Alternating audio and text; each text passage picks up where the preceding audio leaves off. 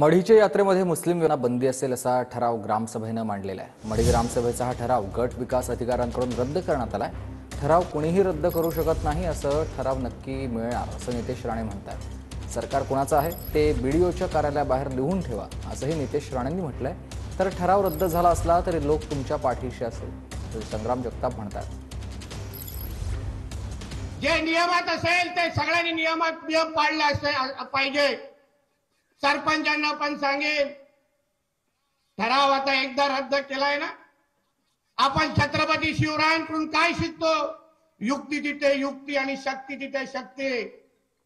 म्हणून सरपंचांना सांगतो, चुकीच्या जागी शक्ती लावू नका, युक्तीच्या जागी युक्ती वापरा।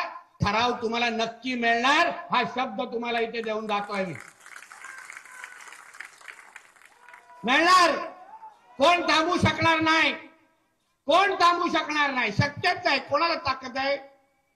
बसलोय ना आम्ही, फोन येतील ना आडवे तिडवे। मग 2010 पासून हळूहळू सुलेमानी किडा वळवळ करायला लागला आणि तो 2010 मध्ये असेल, 11 मध्ये असेल, 12 मध्ये असेल आणि शेवटचा वळवळ झाली 17 मध्ये।